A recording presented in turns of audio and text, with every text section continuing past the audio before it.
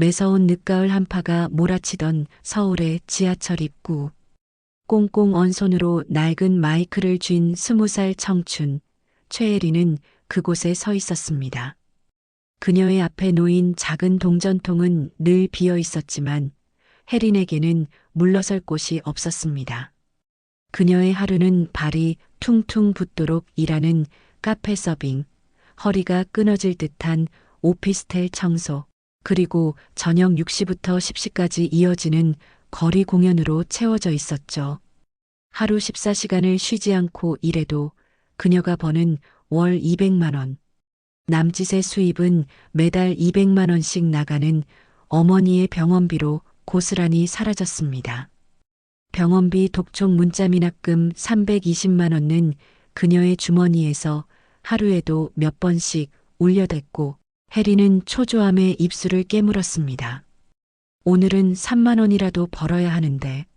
하지만 사람들은 유난히 무심했습니다. 이어폰을 낀 채 빠르게 지나가거나 애써 외면하며 스쳐 지나갔죠. 가끔 중년 남성이 500원짜리 동전 한 개를 넣어주는 것이 전부였습니다. 그녀는 목이 아파도 쉴 수 없었습니다. 얇은 패딩 지퍼를 목까지 올리고 얼음장 같은 손을 호호 불어가며 노래를 이어갈 뿐이었죠. 그때 혜린의 시선은 자꾸만 위쪽으로 향했습니다. 지하철 출구 바로 옆 건물 외벽에 걸린 커다란 현수막. 재건축 예정 구역 철거 3주 전이라는 빨간 글씨. 이곳에서 1년 6개월 동안 노래했던 혜린에게 이 자리마저 사라진다는 것은 삶의 벼랑 끝에 선 절망과 같았습니다. 공사 관계자들이 저 공연하는 애도 정리해야 하는 거 아니냐고 수군거리는 소리가 바람을 타고 들려왔지만 그녀는 애써 못 들은 척 마이크를 쥐었습니다. 불안은 가슴속에서 점점 커져갔습니다. 밤 9시가 가까워질 무렵 한 가족이 지나갔습니다. 6살쯤 돼 보이는 딸이 혜린을 보며 물었습니다. 엄마, 저 언니 왜 저기서 노래해요? 엄마는 언니가 열심히 일하는 거야 라고 대답하며 1,000원을 아이 손에 쥐어주었습니다. 아이는 종종 걸음으로 다가와 동전통에 돈을 넣고 밝게 외쳤습니다. 언니 파이팅! 그 밝은 목소리에 혜리는 눈물이 핑 돌았습니다. 동전통에는 8,000원, 목표 금액 3만 원에는 아직 한참 부족했습니다. 혜리는 마지막 곡을 준비했습니다. 오늘의 공연을 마무리하는 노래, 엄마의 사랑. 어머니가 어릴 적 자장가처럼 불러주던 유일한 곡이었습니다. 엄마 품은 따뜻하고 엄마 손은 부드럽고 멜로디는 잔잔했지만 그녀의 목소리에는 집에 홀로 누워 계신 어머니에 대한 그리움과 슬픔이 고스란히 담겨 있었습니다. 어머니는 일주일 전 더 이상 치료비를 낼 수 없어 집으로 돌아오셨죠. 의사는 산소흡기로 집에서 요양하세요. 이제 오래 못 버팁니다라고 했습니다. 이 곡을 부르는 동안 혜리는 눈물을 참을 수 없었습니다. 노래가 끝나자 한 중년 여성이 눈물을 닦으며 다가와 5,000원을 넣었습니다. 정말 감동적이었어요. 하지만 동전통은 13,000원. 여전히 목표에 한참 못 미쳤습니다. 혜리는 입술을 깨물며 장비를 정리했습니다. 집으로 돌아가는 길 핸드폰이 다시 울렸습니다. 당장 이번 연장비를 납부하셔야 합니다. 미납 씨 퇴원 조치될 수 있습니다. 혜리는 핸드폰을 꽉 쥐었습니다. 이렇게 해도 모자라는데. 차가운 바람이 그녀의 얼굴을 때렸습니다. 낡은 원룸 문을 열자마자 산소흡기의 규칙적인 기계음 슈마이너스 소리가 들렸습니다. 혜리는 조용히 다가가 차가운 어머니의 손을 잡고 속삭였습니다. 엄마 나왔어요. 어머니는 반응이 없었습니다. 불을 끄고 누우니 온몸이 쑤셨고 발바닥은 뜨겁게 달아올랐지만 잠은 오지 않았습니다. 철거 3주 전의 빨간 글씨가 눈앞에 아른거렸고 병원비와 어머니의 상태에 대한 걱정뿐이었습니다. 혜리는 어둠 속에서 눈을 감았습니다. 바로 그 순간 검은색 세단 한 대가 도로를 천천히 지나가고 있었습니다. 뒷좌석에는 9살 소녀 소정이 창밖을 바라보고 있었고 옆에는 제우그룹 회장 최도경이 조용히 자리를 지키고 있었습니다. 운명의 수레바퀴는 이제 막 돌아가기 시작했습니다. 도경에게는 돈으로도 해결할 수 없는 깊은 시름이 있었습니다.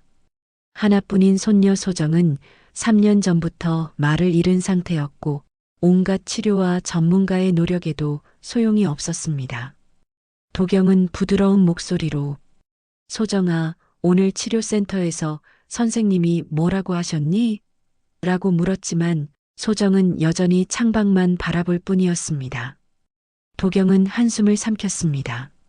차량이 신호를 기다리며 지하철역 입구 쪽에서 멈춰 섰을 때였습니다.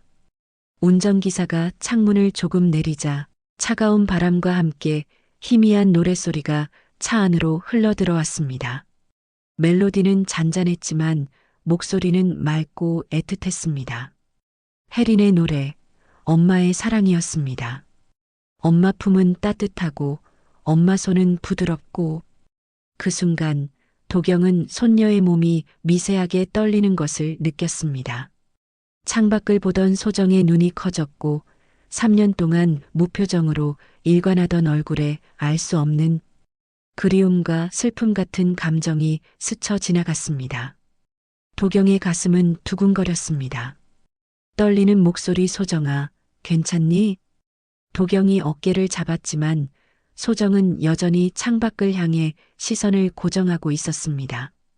그리고 이윽고 작은 손이 유리창을 향해 천천히 올라갔습니다.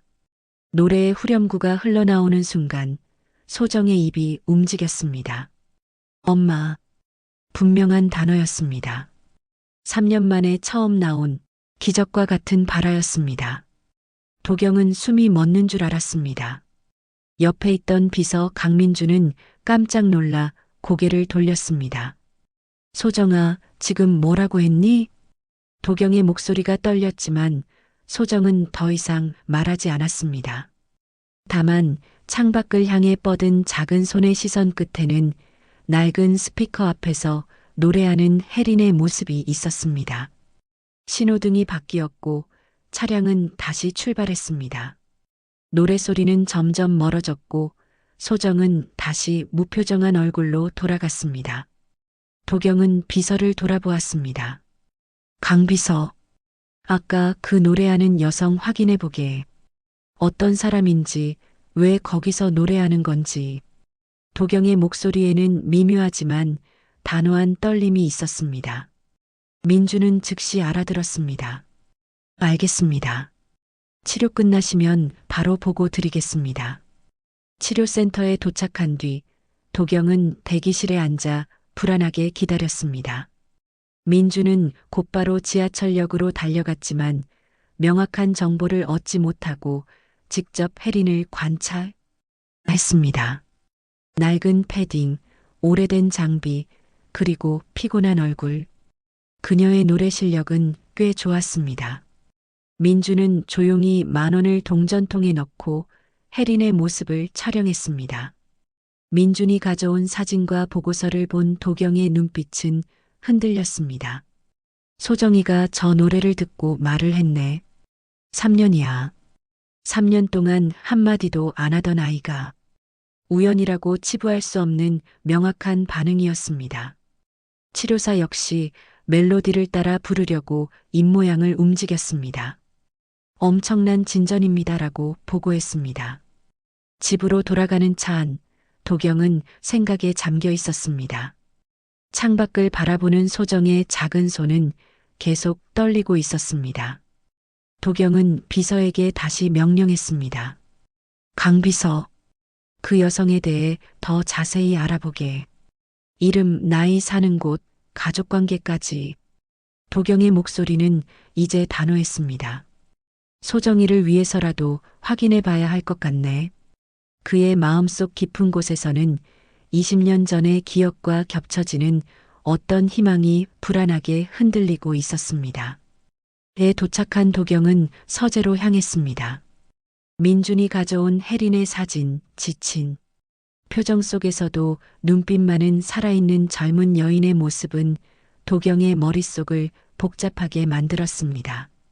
설마, 말도 안 돼. 20년도 더 지난 일이야. 우연일 뿐이야. 그는 스스로에게 되뇌었지만 가슴속 깊은 곳에서 무언가가 격렬하게 흔들리고 있었습니다. 날 밤 도경은 잠을 이루지 못했습니다. 그는 오래된 앨범을 꺼내 펼쳤습니다. 먼지가 쌓인 앨범 속에는 20대 후반 가문의 반대로 사랑하는 여인을 떠나보냈던 그때의 사진들이 들어 있었죠. 사진 속 여인은 환하게 웃고 있었고 도경은 그 사진을 하염없이 바라보았습니다. 작게 속삭이며 미안해. 그때 그는 선택을 해야 했습니다. 가문이냐 사랑이냐. 아버지의 압박, 집안의 기대, 사업의 미래. 모든 것이 그를 옥죄었고 결국 그는 가문을 선택했습니다. 여인은 울지 않았습니다. 괜찮아요. 전 이해해요. 하지만 그녀의 눈빛은 슬펐고 도경은 그것을 알고 있었습니다. 그럼에도 돌아서야 했던 20년 전의 기억. 오늘 본 혜린의 모습이 자꾸만 그 여인과 겹쳐 보였습니다. 며칠이 흘렀지만 민준의 조사는 진전이 더뎠습니다. 개인정보보호법 때문에 출생 기록을 확인하기가 쉽지 않았습니다. 도경은 초조했고 매일 밤 잠을 설쳤습니다. 하지만 소정은 치료센터에서 계속 긍정적인 반응을 보이고 있었죠. 도경은 그 계기가 혜린의 노래라는 것을 직감했습니다. 어느 날 저녁 민준이 다시 서재로 찾아왔습니다.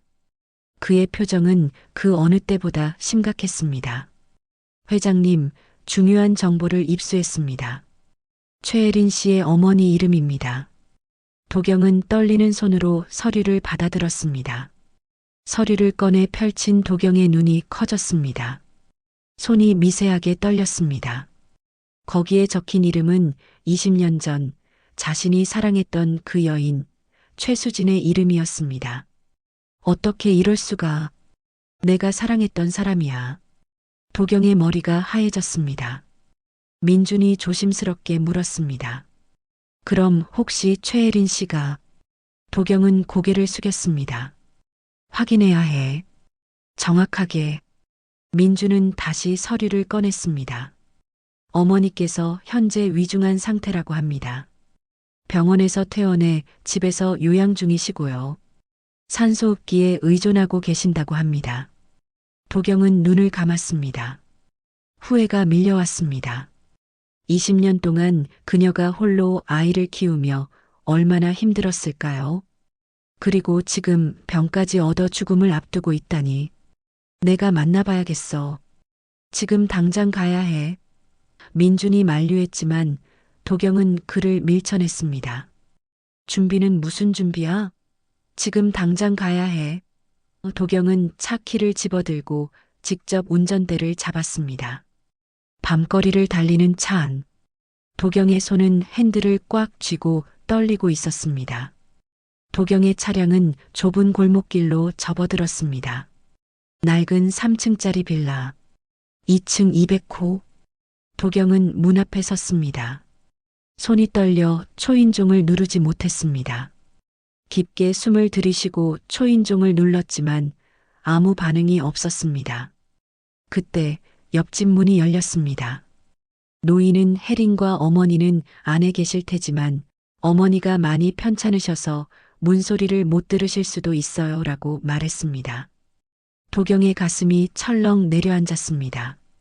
그 시각 혜린은 지친 몸을 이끌고 집으로 돌아가는 전철 안에 있었습니다. 오늘도 15,000원밖에 벌지 못했습니다. 밤 11시가 넘어 그녀는 무거운 가방을 메고 익숙한 골목길을 걸어 낡은 빌라 앞에 도착했습니다. 문을 열기 전 혜린은 잠시 멈춰 섰습니다. 산소호흡기의 규칙적인 기계음 소리가 문 밖까지 들려왔죠.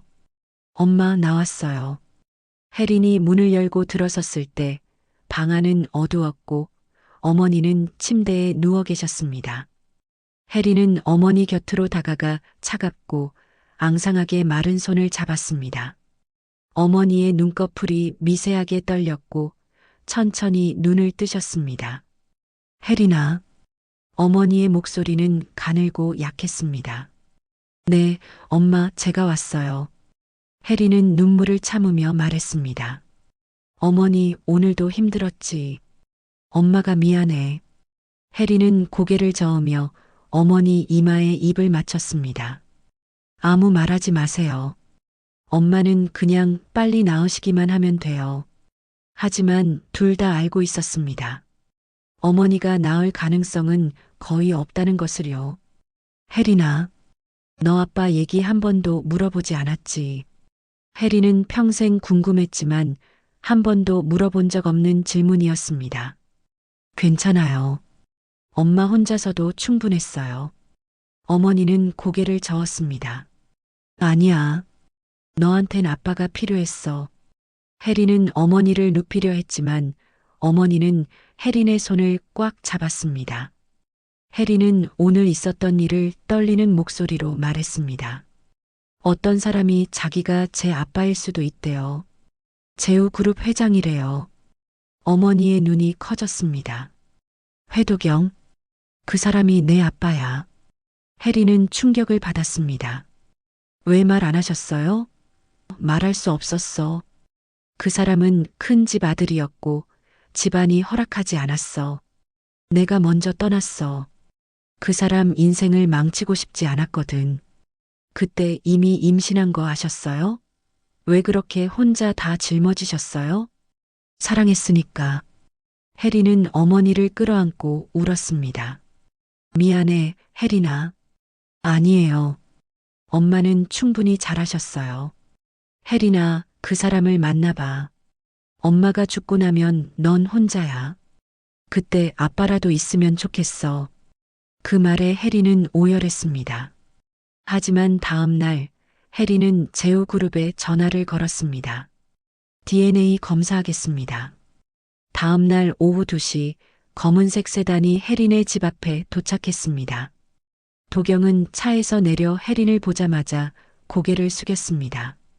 와주셔서 감사합니다. 혜린은 아무 말 없이 차에 탔습니다. 병원까지 가는 길은 조용했습니다. 어머님께선 어떠십니까? 차가운 목소리 많이 아프세요. 도경은 더 이상 말을 잇지 못했습니다. 병원에서 혈액을 채취하는 검사는 간단했습니다. 결과는 5일 후 병원을 나와 다시 차에 탔을 때 도경이 조심스럽게 물었습니다. 만약 검사 결과가 나오면 어머님을 한번 뵐 수 있을까요? 엄마한테 물어봐야 해요. 집 앞에 도착했을 때 혜린이 차에서 내리려 하자 도경이 진심으로 사과했습니다. 정말 미안합니다. 몰랐어요. 혜린은 돌아보지 않고 말했습니다. 이제 알았으니 됐잖아요. 그리고 빌라로 들어섰습니다. 며칠이 흘렀습니다. 혜린은 평소처럼 고된 일카페, 청소, 거리 공연을 했지만 어머니의 상태는 점점 나빠지고 있었습니다. 의식이 흐릿할 때가 많아졌습니다. 5일째 되던 날 민준에게서 전화가 왔습니다. 혜린의 심장이 두근거렸습니다. 친자 관계가 확인되었습니다. 회장님이 최혜린 씨의 친부가 맞습니다. 혜린은 그 자리에서 주저앉았습니다. 예상했던 결과였지만 현실로 들으니 충격이었습니다. 민주는 도경이 어머니를 뵙고 싶어 한다고 전했습니다. 혜린은 어머니 곁에 앉았습니다. 엄마, 결과 나왔어요. 그 사람이 제 아빠 맞대요. 어머니는 눈을 감은 채 눈물을 흘렸습니다. 그 사람이 엄마 보고 싶대요. 만나실 거예요? 어머니는 한참을 생각하다가 고개를 끄덕였습니다. 만나야지. 마지막으로. 저녁 8시. 도경은 꽃다발을 들고 혜린의 집 문을 두드렸습니다. 혜린이 문을 열어주자 도경은 조심스럽게 안으로 들어섰습니다. 침대에 누워있는 어머니를 보는 순간 도경은 얼어붙었습니다. 20년 전에 아름답던 여인이 이렇게 야위어 있었으니까요. 수진, 어머니는 천천히 눈을 떴습니다. 도경 씨, 도경은 무릎을 꿇고 어머니 곁으로 다가갔습니다. 눈물을 흘리며 울먹였습니다. 정말 미안해요. 어머니는 고개를 저었습니다. 아니에요. 제가 숨긴 거예요. 도경은 어머니의 손을 잡고 물었습니다. 왜 말하지 않았어요? 왜 혼자? 어머니는 쓸쓸하게 웃었습니다. 당신이 행복했으면 좋겠어서요. 도경은 오열했습니다. 행복하지 않았어요. 당신을 잃고 어떻게 행복할 수 있었겠어요? 어머니는 도경의 손을 꽉 잡으며 혜린을 불렀습니다. 우리 딸 부탁해요. 혜린아, 이리 와봐.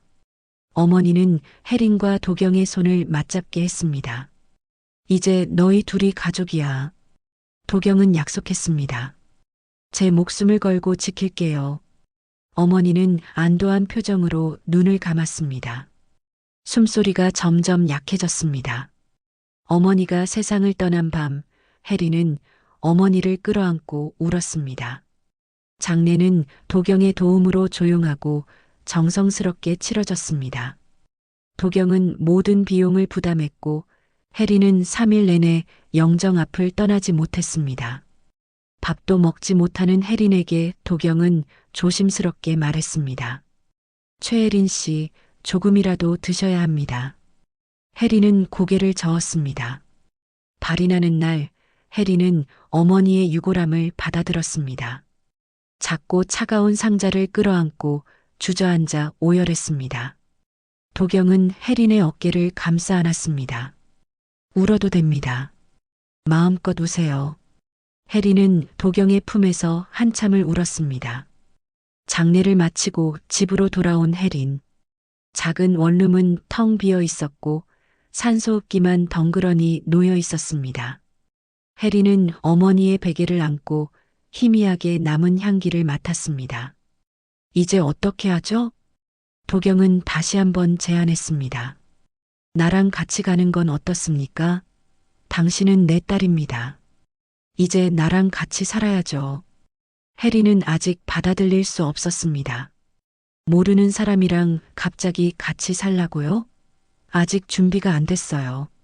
조금만 시간을 주세요. 도경은 고개를 끄덕였습니다. 알겠습니다. 하지만 혼자 있지 마세요. 힘들면 언제든 연락하세요. 며칠이 흘렀습니다. 혜린은 집 밖으로 나가지 않았고 냉장고는 비어갔습니다. 옆집 노인이 끓여준 미역국을 한 입 떠먹는 순간 어머니가 끓여주던 맛이 떠올라 다시 눈물을 쏟았습니다. 그날 밤 혜린은 결심했습니다. 이렇게 있을 수 없다. 어머니가 바라는 것은 나의 삶이 무너지는 것이 아니다. 다음 날 혜린은 오랜만에 카페로 향했고 매니저의 걱정에도 다시 일을 시작했습니다. 오후에는 청소 알바를 했고 저녁에는 지하철역 광장으로 향했습니다. 광장에는 현수막이 바뀌어 있었습니다. 철거 일주일 전. 그녀는 마이크를 잡았지만 며칠 동안 말을 거의 하지 않아 목소리가 나오지 않았습니다. 1시간을 노래했지만 동전통에는 2,000원밖에 모이지 않았습니다. 그때 도경이 따뜻한 음료를 들고 혜린에게 다가왔습니다. 혜린은 도경의 재차 지원 제안을 단호하게 거절했습니다. 전 제 힘으로 살고 싶어요. 이게 제 삶이에요. 엄마랑 같이 살던 삶이고요. 도경은 안타까워했지만 더 이상 강요하지 않았습니다. 혜린이 다시 노래를 시작했을 때 작은 소녀가 도경과 함께 서 있었습니다. 소정이었습니다. 소정이 작은 목소리로 인사했습니다. 안녕하세요. 혜린은 깜짝 놀랐습니다. 말을 하지 못하던 아이가 말을 한 것입니다. 감정이 북받쳐 최혜린 씨, 소정이가 당신 노래를 듣고 말을 시작했습니다. 당신은 우리 가족에게 기적을 준 사람입니다. 정은 혜린에게 꽃다발을 건네고 해맑게 웃으며 안겼습니다. 이모 좋아요. 혜린은 소정을 끌어안고 눈물을 흘렸습니다. 어머니가 남겨준 것은 고난이 아닌 노래가 만들어낸 기적과 새로운 가족이라는 것을 혜린은 비로소 깨달았습니다. 철거 당일 아침, 혜린은 광장에서 마지막 공연을 시작했습니다. 평소보다 훨씬 많은 인파가 몰려들었고 동전통은 가득 찼습니다. 도경과 소정은 꽃다발을 들고 혜린을 응원했습니다. 혜린은 마지막 곡 엄마의 사랑을 불렀습니다. 노래가 끝나자 우레와 같은 박수 소리가 터져 나왔고 공사 관계자 팀장마저 5만 원을 건네며 감사를 표했습니다. 동전통에는 평소의 10배가 넘는 20만 원 이상이 모였습니다. 도경은 혜린에게 점심 식사를 제안했고 세 사람은 식당으로 향했습니다. 소정은 혜린 옆에 앉아 제잘거렸고 도경은 조심스럽게 물었습니다. 나랑 같이 살면 이런 고생 안 해도 됩니다. 혜린은 여전히 단호했습니다. 아직은 준비가 안 됐어요. 전 제 힘으로 살고 싶어요. 하지만 도경은 물러서지 않고 다른 제안을 했습니다. 우리 그룹 본사 로비에 작은 공연장이 있습니다. 거기서 공연하시면 어떨까요? 정식으로 계약하고 월급도 드립니다. 혜린은 깜짝 놀랐습니다. 월급은 300만 원. 모든 걱정이 해결될 금액이었습니다. 혜린은 처음에는 이 자리가 자신 때문에 만들어진 것이 아닌지 의심했지만 민주는 원래 문화공연 프로그램을 기획 중이었다고 설명했습니다. 혜린은 결심했습니다. 그럼 해볼게요. 새로운 시작이었습니다. 다음 주 월요일 혜린은 제우그룹 본사 로비의 무대에 섰습니다. 높은 빌딩, 넓은 로비. 직원들은 박수를 치며 혜린의 노래를 들었습니다. 도경은 멀리서 딸의 모습을 자랑스럽게 지켜보았습니다. 민주는 봉투를 건넸습니다. 첫 공연 수고비입니다. 혜린은 완전히 적응했습니다. 주 3회 공연은 로비를 가득 채울 만큼 인기가 좋았고 그녀는 이제 카페 알바와 청소 일을 그만두었습니다. 생활이 안정되자 마음도 편해졌습니다. 밤마다 소정은 혜린에게 영상 통화를 걸어왔고 그림을 그려 보여주었습니다. 그림 속에는 무대 위에서 노래하는 혜린의 모습이 담겨 있었습니다. 경은 다시 혜린에게 집으로 초대했습니다. 소정이가 계속 이야기하더라고요. 우리 집에서 식사 같이 하시겠습니까? 혜린은 미소를 지었습니다. 좋아요. 마음이 조금씩 열리고 있었습니다. 토요일 저녁 혜린은 소정과 함께 도경의 저택에 도착했습니다. 소정은 혜린 옆에 꼭 붙어 할아버지가 직접 요리하세요라고 자랑했습니다. 도경은 앞치마를 두르고 정성껏 음식을 준비했습니다. 혜린이 된장찌개를 맛보자 어머니가 끓여주던 맛과 비슷했습니다. 도경은 혜린에게 말했습니다. 최혜린 씨 어머님이 좋아하시던 맛이에요. 예전에 당신 어머님이 자주 해주셨습니다. 제가 좋아한다고요. 혜린은 눈시울이 뜨거워졌습니다. 20년의 세월을 뛰어넘어 어머니의 사랑이 만든 따뜻한 식탁이었습니다. 소정은 혜린에게 합창단에 들어갔다고 자랑했습니다. 이모 노래 듣고 나도 노래하고 싶어졌어요. 혜린은 소정을 안아주었습니다. 소정은 혜린에게 자신의 방을 보여주었고 혜린을 그린 그림을 보여주었습니다. 이모가 좋아요. 거실로 돌아와 차를 마시는 시간. 도경은 혜린을 바라보며 말했습니다. 한 달 동안 지켜봤습니다. 당신이 얼마나 열심히 사는지요. 이제 우리랑 같이 살지 않으시겠습니까? 소정은 혜린의 손을 잡고 울먹였습니다. 이모, 우리랑 같이 살아요. 이모 없으면 싫어요. 혜린의 가슴은 뭉클했습니다. 도경도 진지하게 말했습니다. 당신은 내 딸입니다. 가족이에요. 이제 혼자 힘들게 살지 말고 우리랑 같이 살았으면 합니다. 해리는 한참을 생각했습니다. 어머니가 돌아가시고 혼자였던 삶.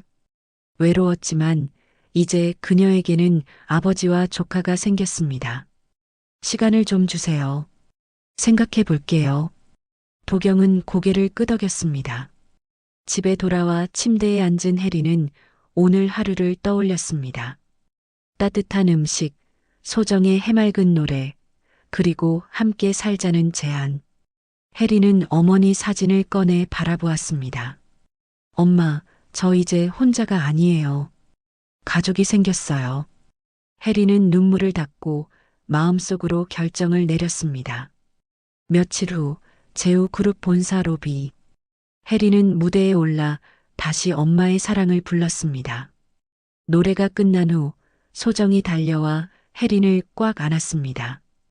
도경은 딸의 노래를 들으며 조용히 눈물을 닦았습니다. 해린은 도경을 바라보며 미소를 지었습니다. 도경은 해린에게 말했습니다.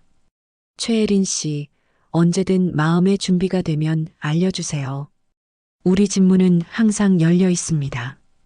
해린은 도경을 바라보며 말했습니다. 조금만 더 시간을 주세요. 약속드릴게요. 해린은 집에 돌아와 어머니 사진을 다시 한번 바라보았습니다. 엄마, 저 이제 괜찮아요. 가족도 생겼고 노래할 곳도 생겼어요. 그녀의 삶은 조금씩 그리고 확실하게 변하고 있었습니다. 백만장자 꼬마의 순수한 외침과 20년 세월을 뛰어넘은 사랑의 노래가 맺어준 기적적인 가족의 이야기였습니다. 모두들 고생하셨습니다. 달빛 사연이었습니다.